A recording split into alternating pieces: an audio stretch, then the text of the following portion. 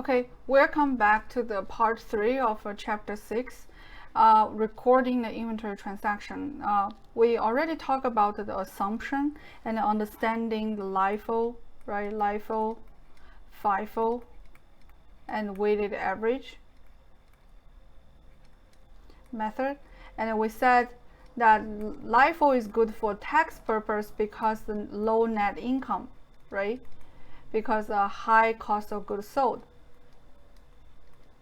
And FIFO is good for profitability, bonuses for the executives, and stockholders are heavy because it's related to net income is higher, and because the low cost of goods sold. And the weighted average is just in between those two choices. And this has a good, very strong assumption of this conclusion is that the price of the products is generally higher, right? Increasing. If the premises is actually the opposite of this, which is not really true in reality, because we have inflation, right? Inflation is high, is every year is increasing. Hence the products, even nothing change about the products, the price relatively is gonna go up, right? This is time, this is the price. Hence that normally the premise of the price of the product is increasing is in general is true. But if any time you have a decrease of the price, then the implication of each method of LIFO and FIFO is gonna be what? Opposite with what we're concluding right now. So now I just want you to remember that the price is in generally increasing. This is the premises of what our conclusion here. LIFO is more likely to have a benefit in a tax purpose, and FIFO is more likely to have a implication in profitability of the business. So since this is accounting class, that we have to record journal entry, okay? We cannot not to talk about journal entry. So how do we record inventory transactions? So there's the two systems that you can choose. One called a perpetual inventory system, another called a periodical inventory system. Perpetual inventory system basically is using specific identification rule method we actually talk about, right? At the beginning we said if you are the owner of the jewelry store or Ferrari store, then that you have to trace every inventory like a hawk, right? So therefore, perpetual system using that kind of method of thinking, because you need to maintain a continuing record of the inventory, and helps the company to better managing inventory levels. For example, you find the ring these days are selling very fast versus the necklace. So then you can tell your purchase manager saying that, hey, stop purchasing so much necklaces. Let's find out more variety of rings. Or on the other hand, if you're Toyota, of course, it's cars, you will definitely use a perpetual inventory system because it's so expensive, so valuable, so identifiable, each product specific identification method. Hence, therefore, you can tell your purchasing manager, or if you're a dealer, a Toyota dealer, you're gonna say, hey, this Camry style is actually it's not selling very well. Let's switch to Corolla, or let's switch to the more fancy model of the Camry, of Toyota, right? So this perpetual inventory system, of course, has a very, very, very good benefits, because it's led you to understanding what exactly going on with your inventory, right? And most often it's actually most often used in the practice, but it is very expensive, right? Because you have to have a lot of talent and a computer system to track exactly in and out of your inventory. Okay, with that being said, periodic inventory system has a different perspective, different methodology. periodic inventory system does not maintain a continuing record of the inventory. It only periodically adjusts, okay, for purchases and sale of the inventory. Hence, in order to compare this difference between these two systems, I put the learning objective 8 up here, learning objective 5, earlier, okay? So then we start with the perpetual system. How do we record in inventory? Same example. January 1st, we have $100 at the $7 cost layer. So I just want to draw the cost layer here, right? So we have a $7 cost layer, and then we got a $9 cost layer, and we sell 300 of it, okay? Something fly out, something went out. We sell some of them. We sell. So we were deciding how to sell it later, right? Sell. And then we had a purchase of $611 layer. Okay. Okay. So of course the total cost of inventory is gonna be 100 multiple 7, 300 multiple 9, and 600 multiple 11, and then for some reason this is using perpetual system. So when they sell it, they exactly know this 300 units is actually sold for $15 each. Therefore, perpetually system continually monitoring each 1 unit of the 300 is actually costing 15. So we don't need this system at all, because we can track. We can track exactly how much for each unit of the 300. Hence that we get the total revenue of $315, and then we sell 500 for $15 each, right? So to record the purchase of 300 units at $9 is $27 on April 25th.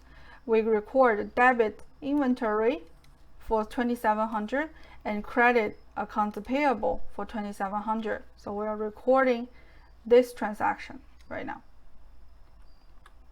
Okay, and then the entry involves that increasing on the inventory account. This is plus asset, and the increasing a liability account, right?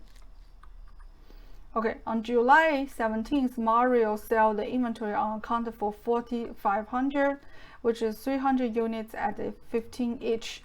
So this is actually the sale price, right, for $15. So therefore, we record accounts receivable for $4,500 and the sales revenue for $4,500.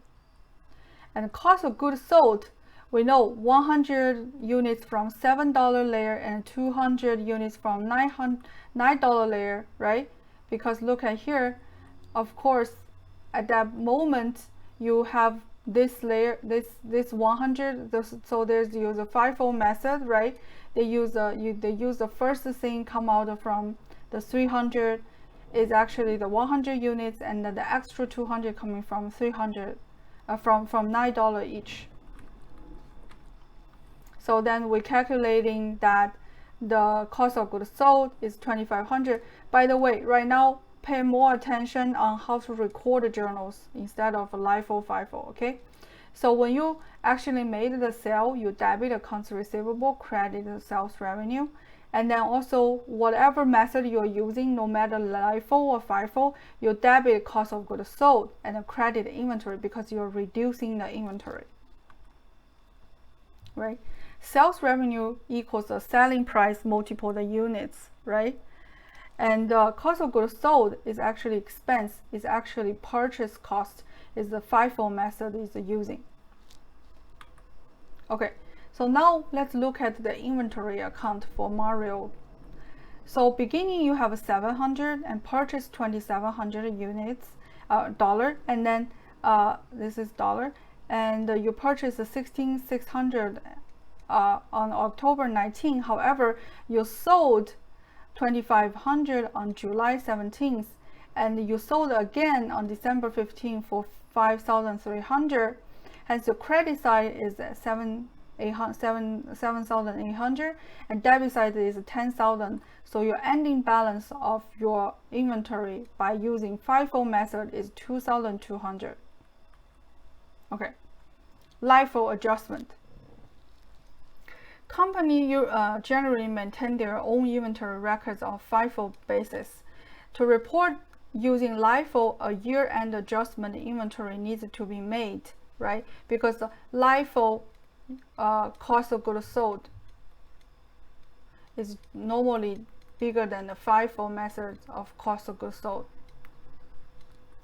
So the difference is reporting in the inventory when using LIFO instead of FIFO is commonly referred with the LIFO reserve.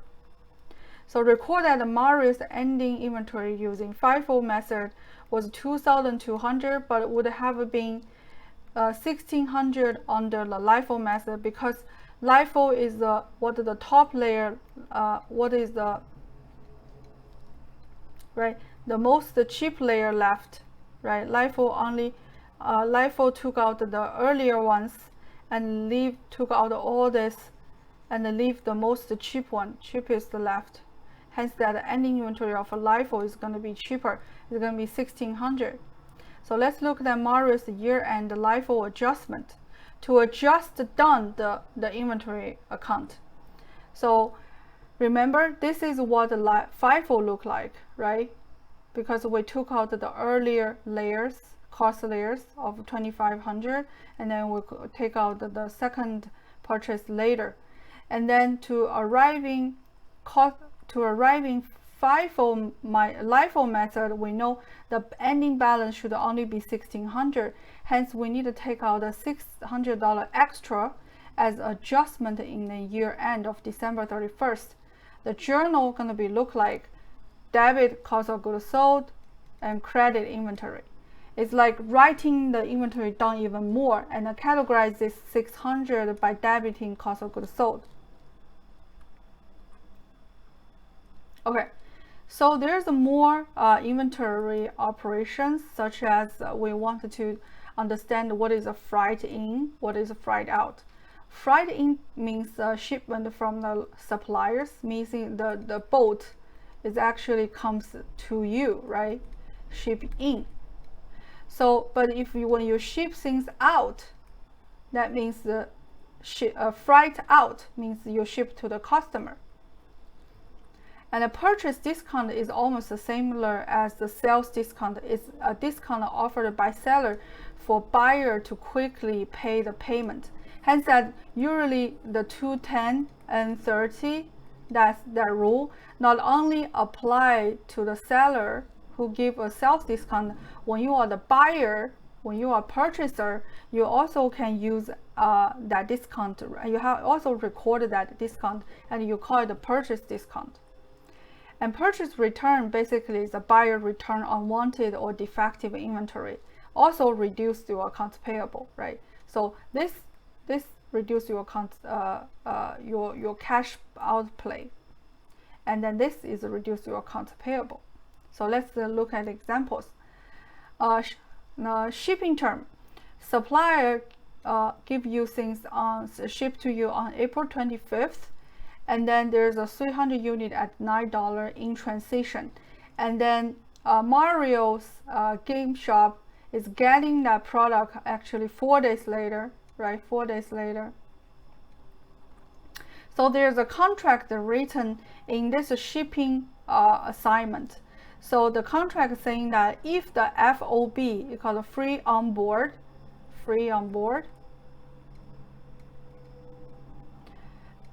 following so-called shipping point means that the title passes at the shipping point.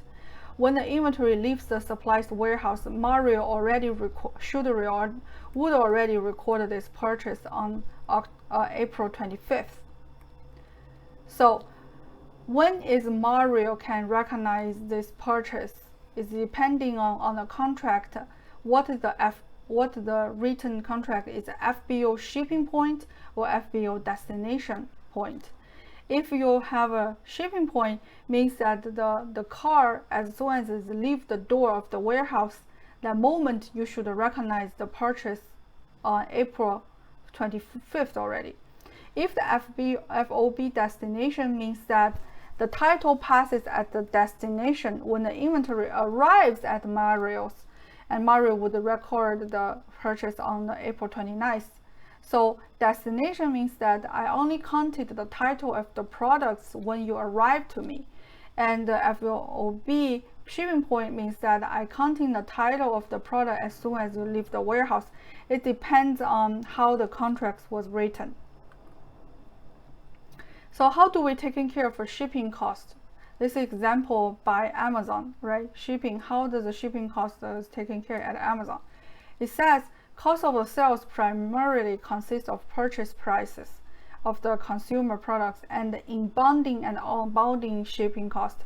Outbounding shipping cost net of shipping revenue in 2016, 17, 18 is 7.2 billion, 5 billion, and 4.2 billion. Okay, so basically, in other words, the cost of the sale primarily consists of the purchase price of the consumer product and the shipping cost. That's my point. Okay, so the inventory cost usually is including the shipping cost if the customer ends up paying for it, right? Okay, so which of following transaction would increase the balance of inventory accounts for a company using perpetual inventory system? Cost of incoming freight charged on merchandise. B, a return damaged inventory to the vendor. No, right? This is gonna reduce the inventory account. Purchase of discount taken prompt for payment. Shipping charges for outgoing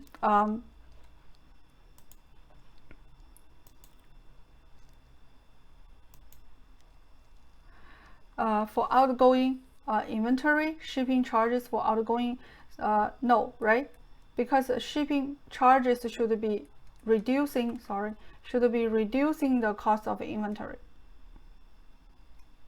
right? So the answer is A. Cost of incoming freight charges on the merchandise inventory would increase the balance of the inventory account.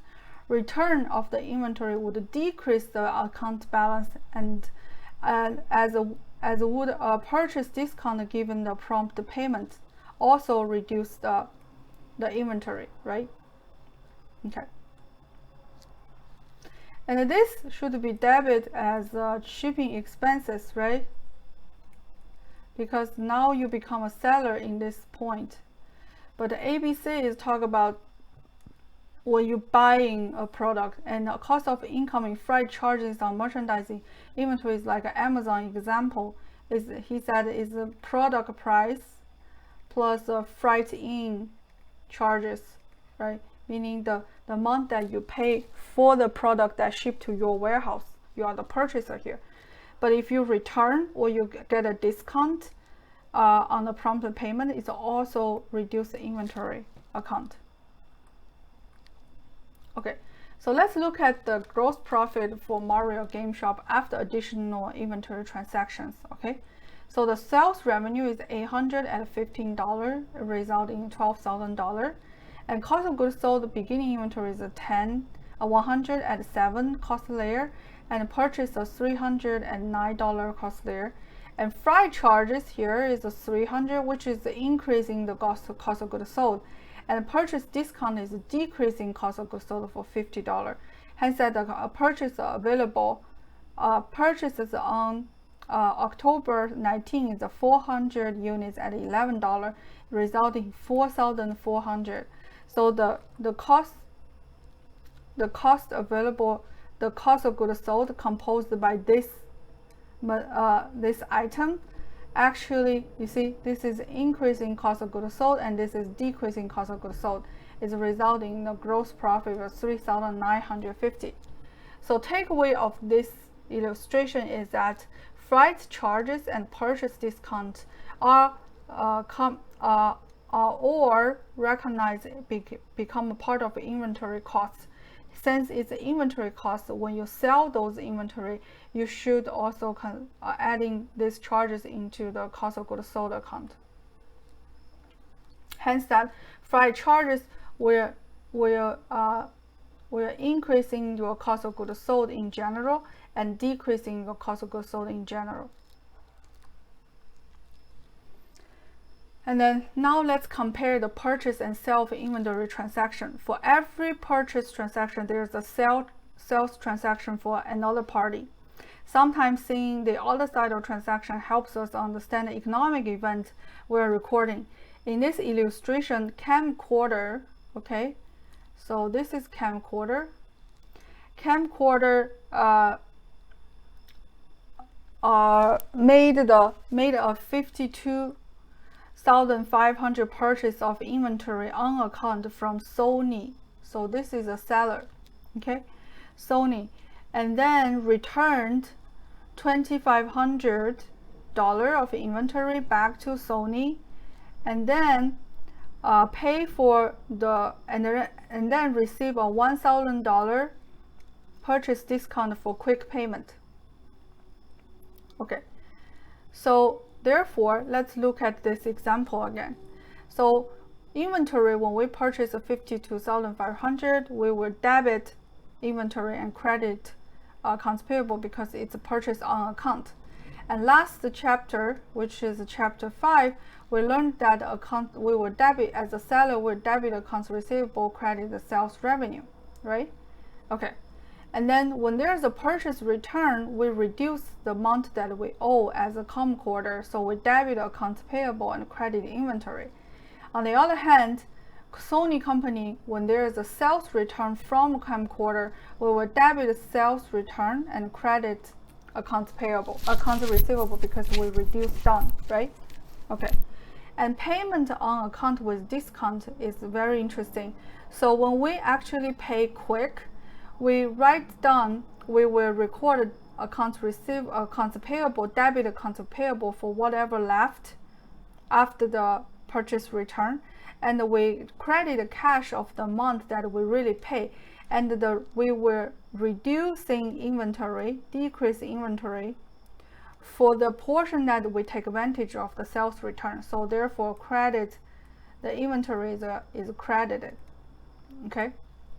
On the other hand, you see the sellers, they will debit the cash that they really received, and then also they put the sales discount as a control sales account, right? They debit a sales account and then they credit out the accounts receivable because they consider this receivable is settled. Okay. Okay. So recording inventory transactions using a periodical inventory system. So first of all, periodical system does not continually modify the inventory amount. It does not trace. It does not trace the individual sales, right? Okay. And periodical adjust for purchases and sales of the inventory at the end of the reporting period and based on physical count of inventory on hand. This is almost like the supply example. Because we are put them into a bigger closet, we don't know in or out. At the end of the period, December 30th, we count how many left, right? And then we back out what is the cost of goods sold, which equals beginning plus purchase minus ending. This we call periodic system. And the perpetual system is to trace each in, out to make sure everything recorded correctly. Okay, so let's use the same example. So right now we're using still $107, 300 units at 9, and sell of 300 at $15, and buy again at 600 at $11, and sell again 500 units for 15. So we know, of course, the total revenue doesn't change, right? We know the unit price of 15 for that $300 and 15 for that $500, and then we know the cost of each of our purchases.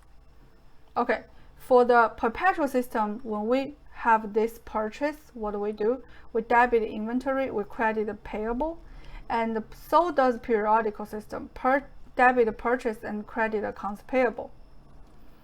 When we sell the inventory on account, okay, on the perpetual system, we immediately debit accounts receivable to record the sales revenue for 4,500. Remember this guy? This. And then we immediately identify what is the inside of this load of the product go out of the door, and then we debit the cost of goods sold and credit inventory. But because we are using, on the other hand, if using periodical system, we only record the sales revenue because we do not update cost of goods sold immediately, because we are not tracing each product. That's why we call it a periodic system.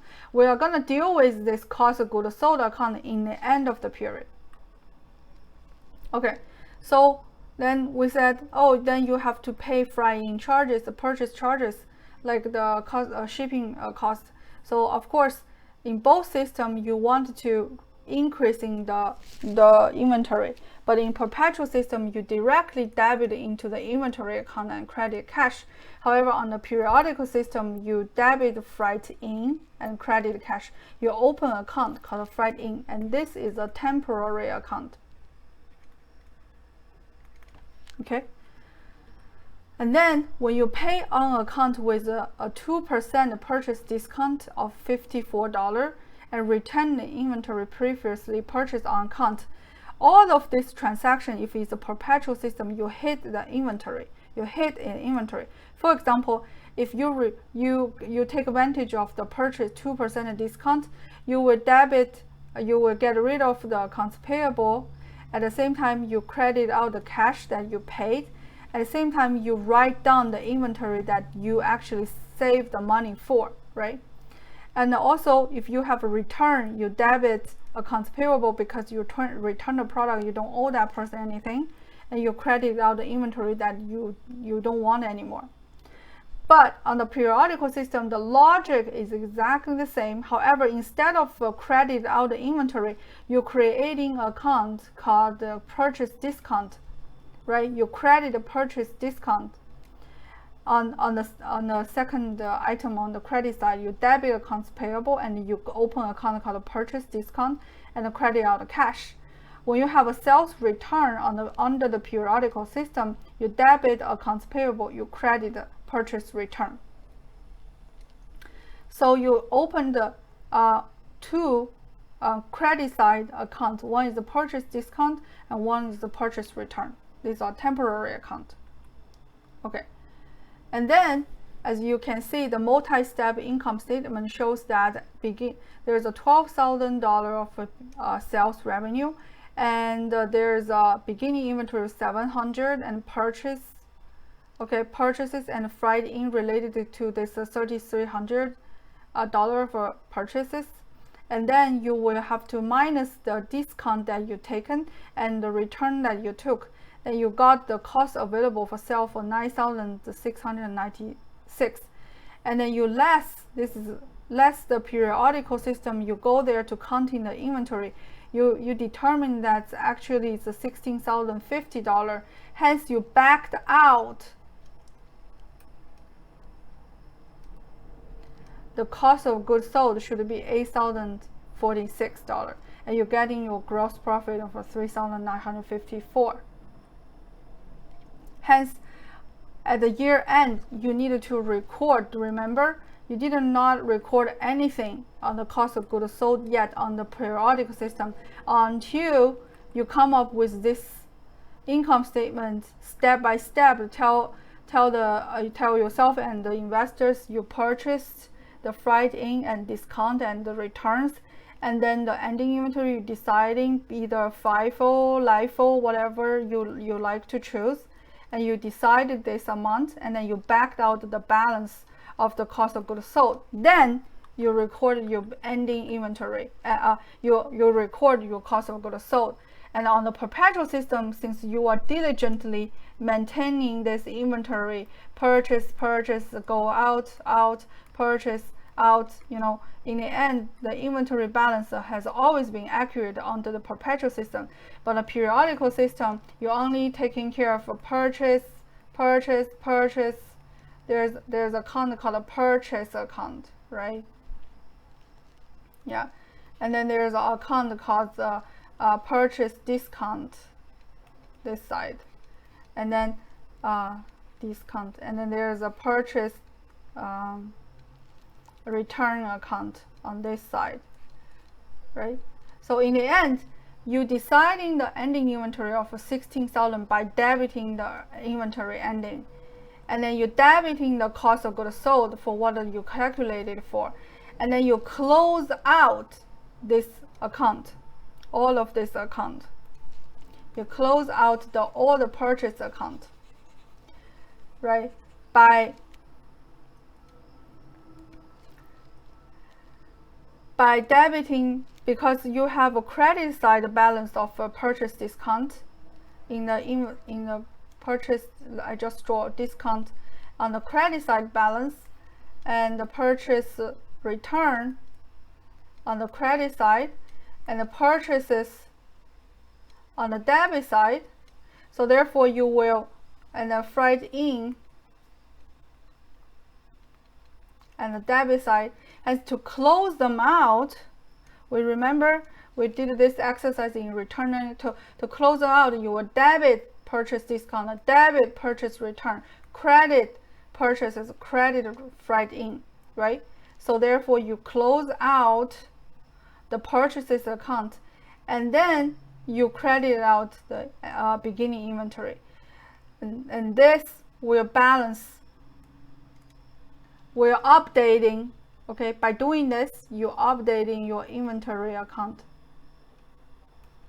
to most updated value,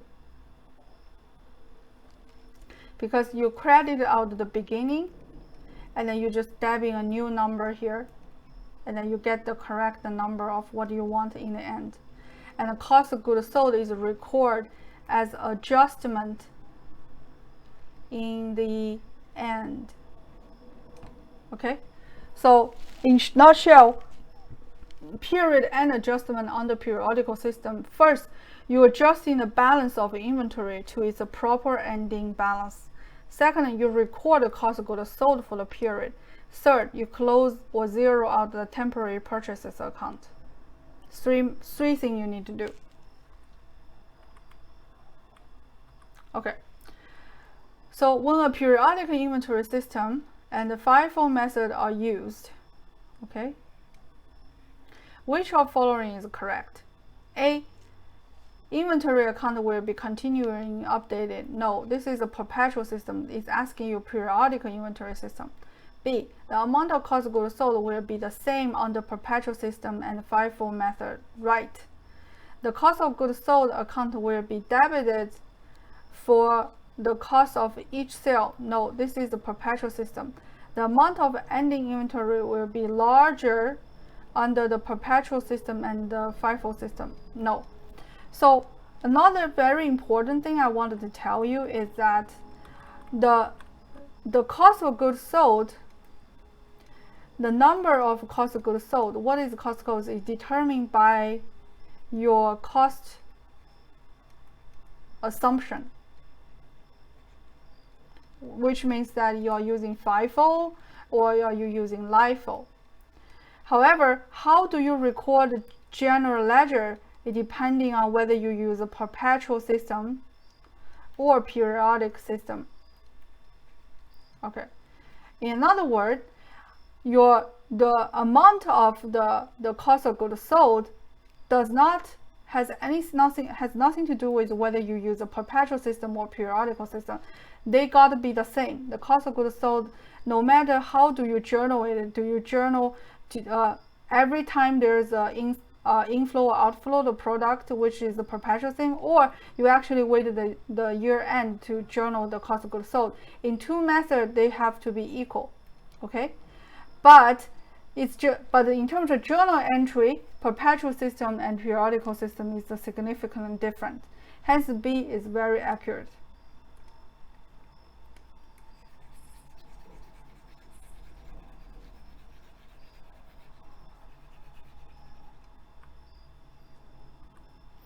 The periodical system and perpetual system will always produce the same amount of cost of goods sold and ending inventory when the FIFO is used.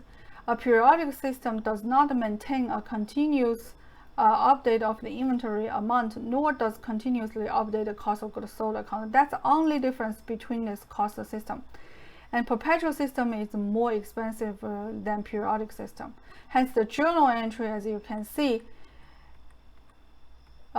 this has to always maintaining, right? You always have to maintain cost of goods sold, cost of goods sold. This is just one transaction. Think about if there's a hundreds, thousands transaction, the accountant needs to book in this, but however, periodic system, there's no transaction involved.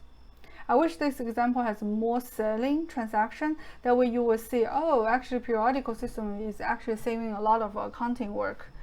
But in the end, remember periodical system has to recording the close out the account based on the ending inventory.